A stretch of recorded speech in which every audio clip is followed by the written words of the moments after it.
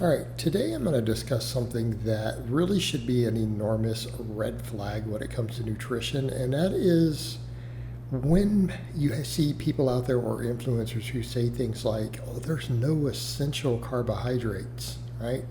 They're like, you have to have protein and you have to have fat to survive. And then they try to say that, and they're like, well, but you don't need carbohydrates to survive.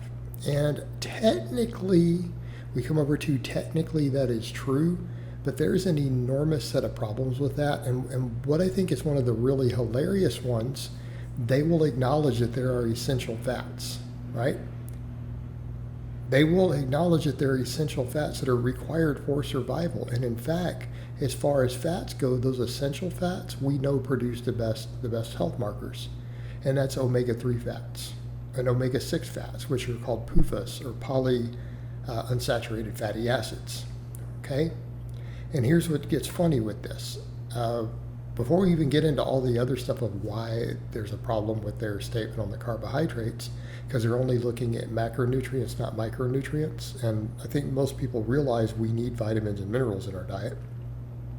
And without supplementation, it is impossible to get all the vitamins and minerals you need from only animal products or only plant products. In other words, if you go pure carnivore or pure vegan, and which means to be pure carnivore is the only way to go to zero carbohydrates, okay? If you do all of one or the other, you're going to need multiple supplements in your diet just to survive. Okay, you will eventually have enormous nutritional deficiencies that will harm you or possibly kill you if you do not supplement those things. So when they make the statements like that already, that's already a ridiculous statement, because what about all these health benefits of things we need in the carbohydrate foods? Not just vitamins and minerals, how about phytonutrients and a whole host of antioxidants, okay? And that's its own separate topic of why that advice is actually deadly for them to try to tell you to go on zero carbohydrates. But the idea, well, you don't need them, okay? But they'll acknowledge that you need essential fats. And then the whole idea, well, you don't have to have these carbs. We can do just fine without them. Well, doing just fine is not the same as surviving. Continuing to draw air and have a heartbeat is not doing fine. But I digress back over to the point. Essential fatty acids. Have you noticed that this exact same demographic of people, this exact same group of people and influencers and fitness people every single time are terrified of essential fatty acids? The same ones who are telling you there are no essential carbohydrates are scared of essential fatty acids. They're scared of omega-6. They act like it's literally poison. Oh, seed oils. Okay. Vegetable oils. Right after they gave this whole spiel about all we need, we only need fats and proteins. They just gave you this whole spiel about it. Carbohydrates aren't essential. Where do half of these people get the majority of their calories then? Because calories are essential. We have to have calories. So then where do they tell you to get it? From a non-essential source. They want you to eat saturated fats, large amounts. I have seen some of these people who promote these sort of diets, including influencers, who will stand right there and have you eat 50% of your calories for the day from saturated fats. Those are not essential. There is no requirement to eat a single gram of saturated fat in your diet to be healthy or survive. It is not a requirement. In fact, all available research says that when we eat it in excess, it is harmful to us. When we eat it in the amounts these people recommend, it is harmful to us. Not just in terms of lipid profiles, but things like insulin resistance.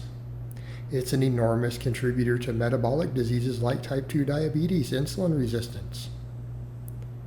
In fact, how many low carb people do you meet out there who follow these sort of diets? Who eat really high saturated fat, and they're like, I still haven't been able to lose that last bit of body fat. I still haven't been able to come off my type 2 diabetes meds. I've tried everything. But then they follow this type of diet, and they still get 40-50% of their daily calories from saturated fat, and they're still insulin resistant. Well, what does the research say on that? That's probably why you're insulin resistant. Still. That's why they're struggling to lose the last bit of weight. What do we store as body fat? Most of these, out of everything you could possibly eat, all available calories, which ones store most efficiently as body fat on our body? Saturated fat does. Now, does that mean that we can lose fat while eating it? Of course we can. It's just the most easily stored. But they'll have you eat that, while the same people are scared of the same essential fats they were talking about. They're like, well, you don't have to have carbs, you have to have fats. Well, you have to have omega-6 fats. In fact, out of all the fats, they're the second most benign.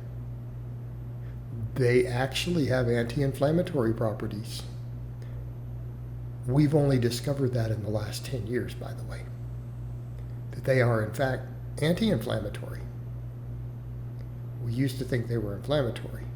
Now, when people say, see, science always changes, no, there was a hypothesis that suggested they may be inflammatory through a possible pathway. It was never definitive. It was a hypothesis, and when it was tested, it turned out it's not true. These zealots did not get the memo. They are unaware that it was later studied. They got a lot of books and stuff invested in that. Okay?